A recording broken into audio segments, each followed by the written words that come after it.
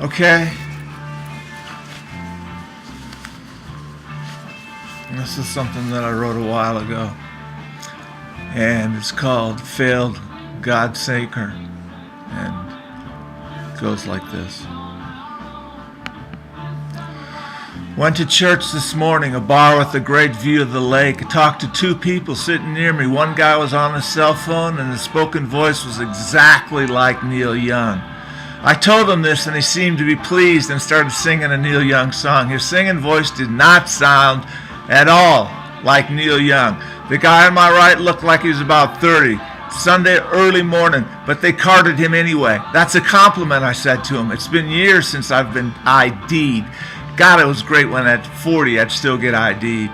Church was pretty full that day on the bar. I just went with it. I went for it. Conversation with the guy married. Conversation with the guy with two kids who wanted to be paid more for cleaning their rooms. He seemed like a good guy, polite, soft-spoken, but I couldn't tell who he was. Happy? I mean, who's happy at a bar at 8 o'clock on Sunday morning?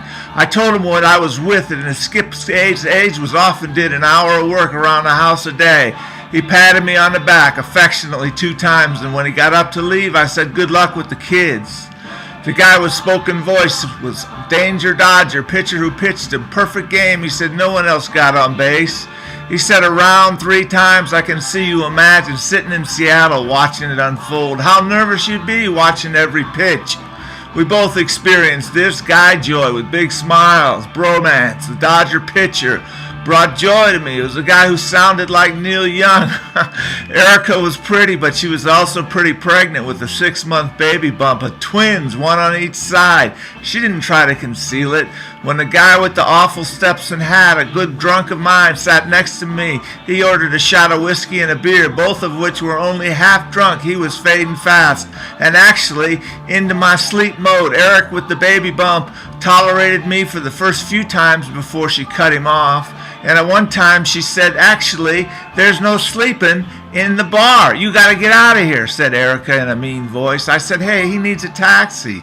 She didn't respond much. I said he'd get him a few minutes later when forcefully she called for a cab, and after 5 minutes it arrived. I knew it was going to make it smoothly, but I walked him out and made sure he got in, and I'll be darned.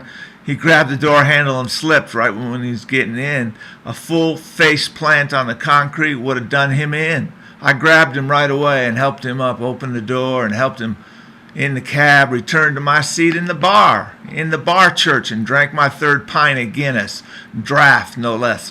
There were a group of 4 Spanish-speaking guys down on the left, and the Neil Young-sounding guy was one very drunk and uninhibited talker of loudness. I felt happy that he felt welcome to get trashed in a gringo bar, but bottles after bottles of Corona and Bud Light, that's what they seem to drink. Do your wives know you're drinking? The perfect comment, I thought, was too large to engage the jovial group, who were obviously close friends after my 3rd pint at happy hour. Prices $3.75 a pint. It was happy time for me to go. I felt I left happy, but I'd written a song on a napkin, and I couldn't even be myself in this church. I know I couldn't feel the good in the real church building.